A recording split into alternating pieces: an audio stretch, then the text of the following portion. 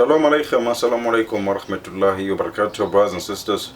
Thank you very much for tuning in on today's video. It's about to be a spectacular reaction from Muslim Lantern is the video we are doing today. And this guy who's speaking to him is apparently born in a Muslim family, but really doesn't understand the religion of Islam. So he needs explanation into certain things. So before we get started, you know the drill on the channel. You drop a like on the video. You leave a comment down below as well as the video continues. If you are new to the channel, please hit the subscribe button and join the team. So without further ado, let's go and let's get it. Okay, yes, Chris. Are you a Muslim or non-Muslim? What are you? Yes. Yeah, can you hear me? Yes, I can hear you. Yeah. Okay, thank you. Yeah, so I was born into a Muslim family. I never really knew what Islam was.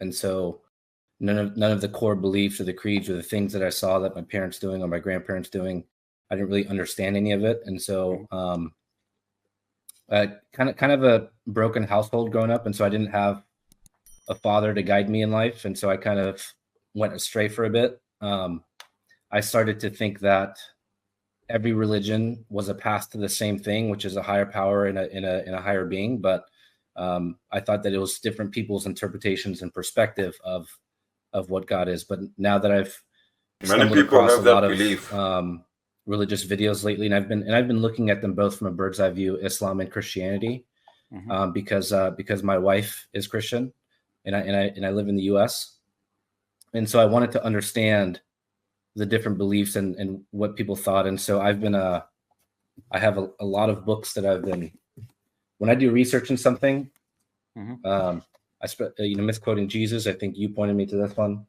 Wow. Sealed Nectar, you pointed me to this one.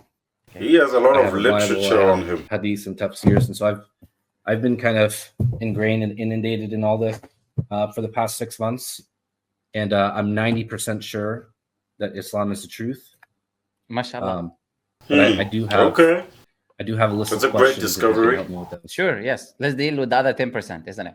Yes. Okay. Let's do that. So a lot of this information, before I ask these questions, just context, right?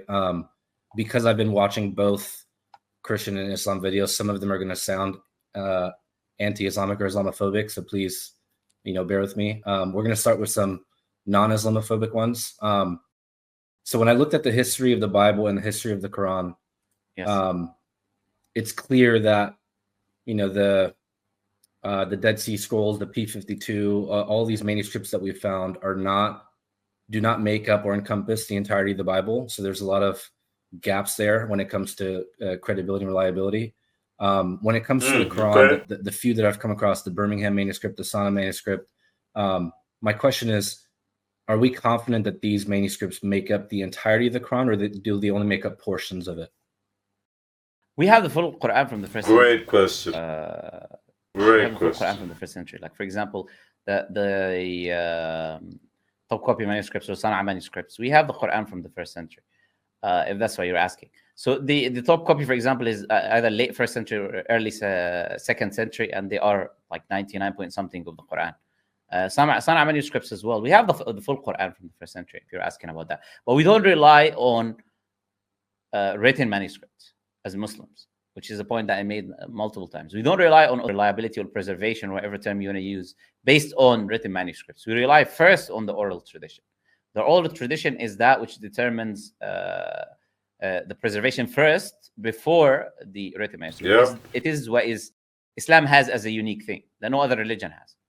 It is the thing that has been a tradition only practiced from the time of the Prophet ﷺ until this day. It is the thing that Muslims recite in every prayer when they pray. So it's the main thing, the most important thing is the oral tradition. But then we have these manuscripts as well. They're just a supplementary, secondary thing, essentially. Okay. The reason why I asked that question is because there's things mentioned in the Quran, for example, the battle of the Romans and the Persians, and certain things that historically I'm like, okay, if these were revealed before they happened, that's 100% proof that Islam is the truth. But I'm looking for that proof that these things were written before the events took place. Well, the evidence is the oral tradition. Okay. If you're talking about things that happened in the life of the Prophet ﷺ, and the reason would be is if hypothetically they were not before, or they were false, or whatever it is, then the people at the time will not believe in the Prophet. That's enough of no one Yeah, following that's his true. message. That's Essentially, this is clearly has to be the case, because if it wasn't the case, the message of the Prophet will not go far. Because everyone will say that he made this false.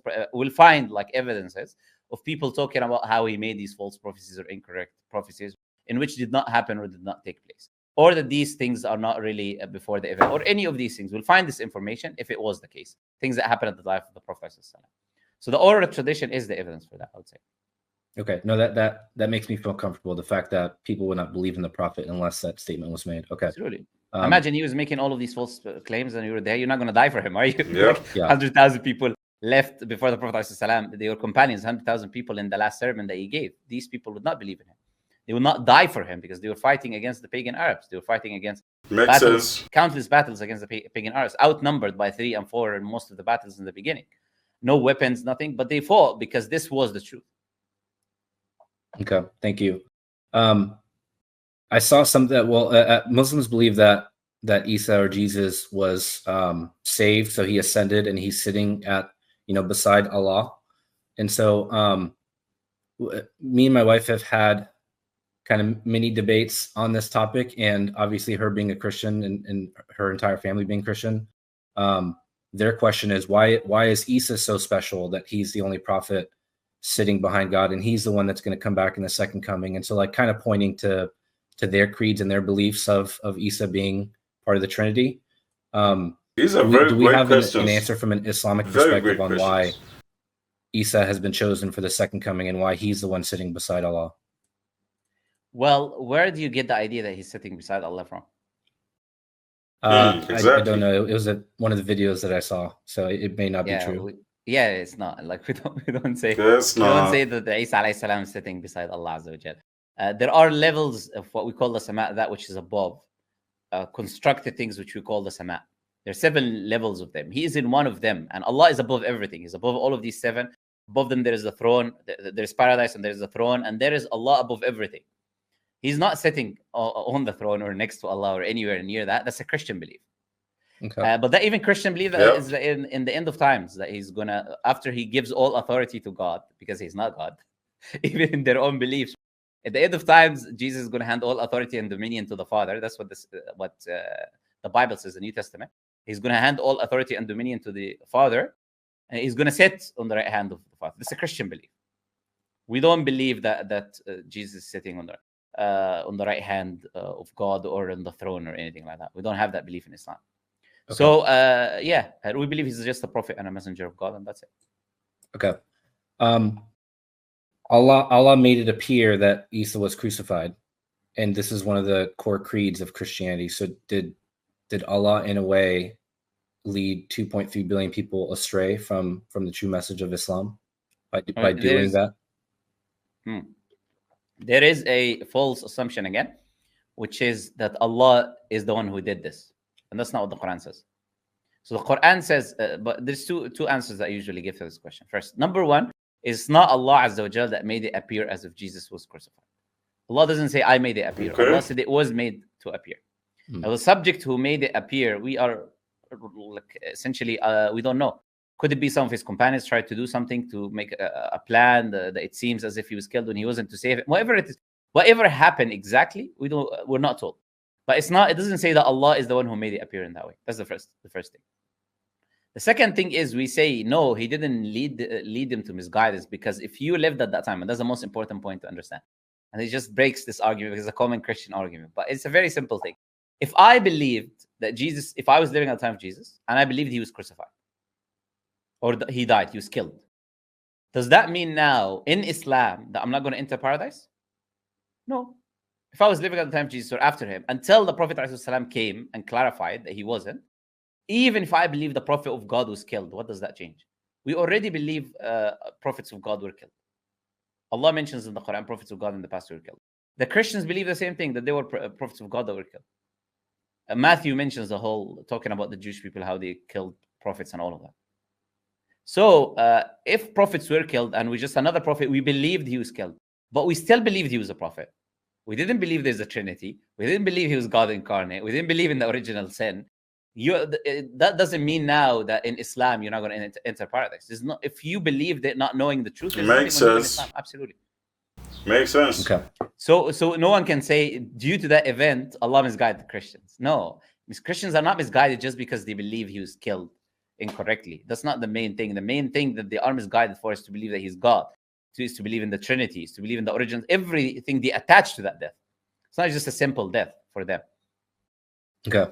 I have a few Islam specific questions. When a Muslim goes to hellfire first before entering Jannah, Okay, do yes. the people in Jannah can they tell, like, are there burn marks? Are there some sort of markings on that person that separates them, that says this person went to hellfire before coming into Jannah? Or are we all equal when we go to Jannah? Whenever you That's a enter paradise, spectacular any feelings question. of enmity and hatred and anything between It's a people very great question. together does not exist. I also Because want to Allah know. Azza wa Jalla says in the Quran, they will be إخوانا على سرر متقابلين ونزعنا ما في صدورهم من غل. We removed any enmity and hatred from their hearts. They will be brothers next to each other. So they're not going to be. No one in paradise is not going to be satisfied. They're not going to be any this idea of elitism, between the people there. Not only that, but the fact is that even if you're at the lowest level, you would be satisfied. Allah There's says no in the elites. Quran, in the end of chapter The one 19, better. لا يبغون عنها حولا. They do not wish a change of state. Anyone who is in paradise, he's not going to wish to be anywhere else. He's not going to want. He's not going to get tired, bored, want to change situation. It does not happen in paradise. Whichever level you'll be at, you'll be content in being there.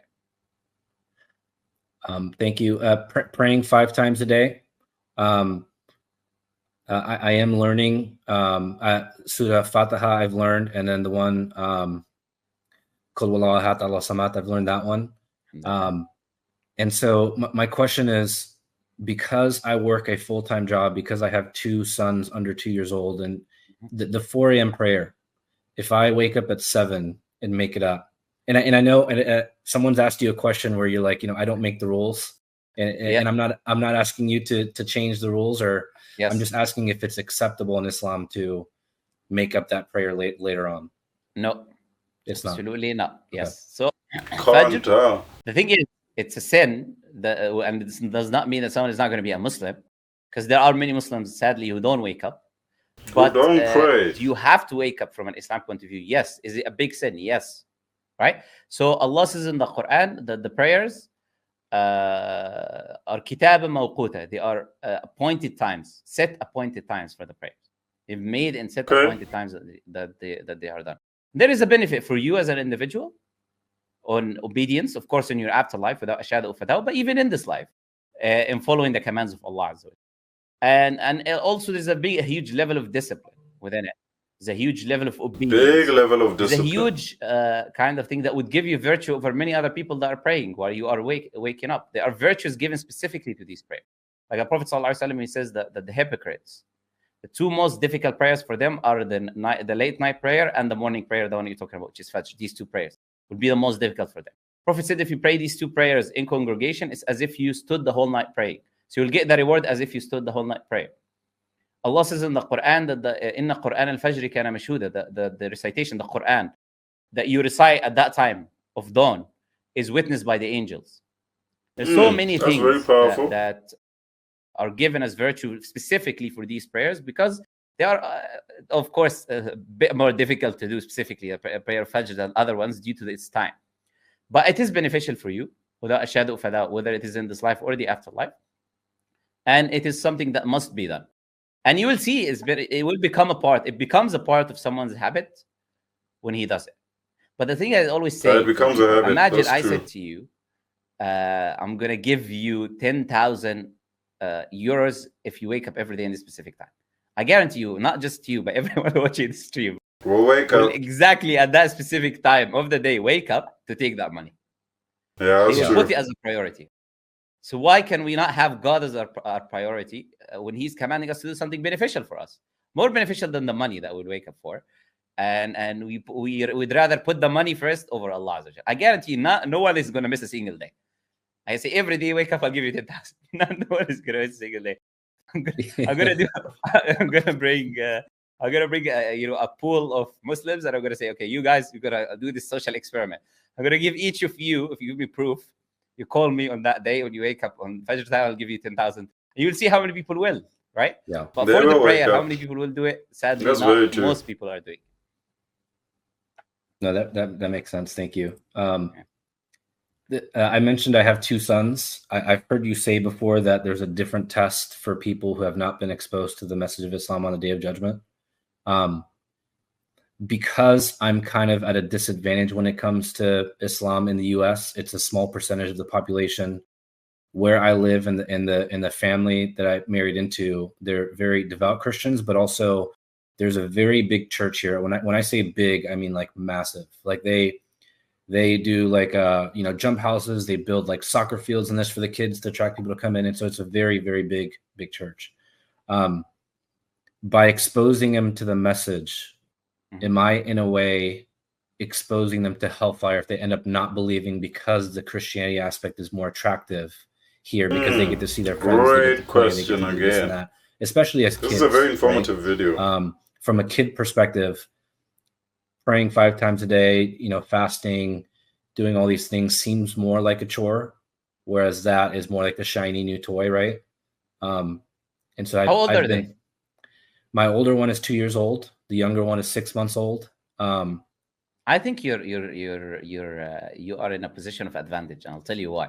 But before I tell you why you are in a position of advantage, I would say this is something that a lot of people think. If I were to tell someone the message of Islam, does that put them now at a point of disadvantage? If I would not tell them, they would end up better. No.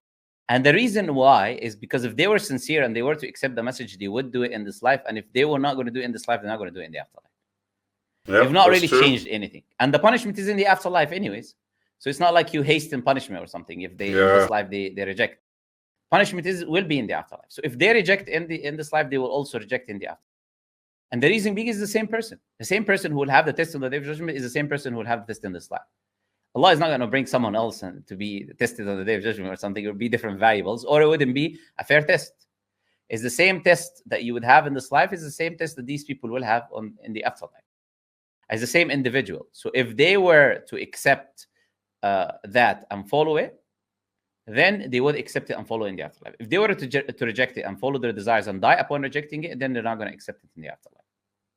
So that is the first thing. The second thing I'll tell you why you are in an advantage is because you don't need to remain in the US, number one, or you don't need to remain in the US in where you are in the US. There are many places in the US which are full of Muslim populations, right? They have majority Muslim places, they have Muslim schools, they have Muslim communities. Many places like this in the US. If you go to Jersey, if you go to different places, there are places like this which have a bigger population of Muslims, or there are other countries if you're able to relocate. But what reason I'm saying you are in an advantage because your children are still very young. So you have a long time to also do that transition, in which can put them in that environment at a young age, in an Islamic environment, in which then it becomes the norm around. Because yes, raising children in the West is difficult. Anyone who tells you otherwise is...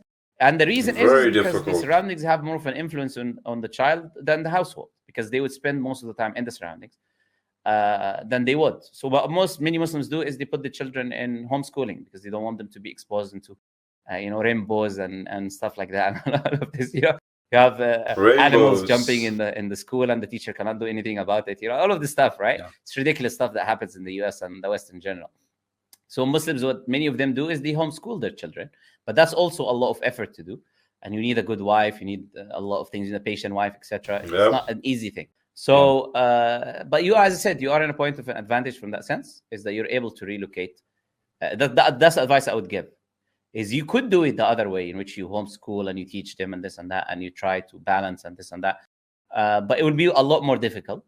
To do it in a community where the majority is, as you say, around your big church and all the other children are doing this, it's going to be more difficult, yes.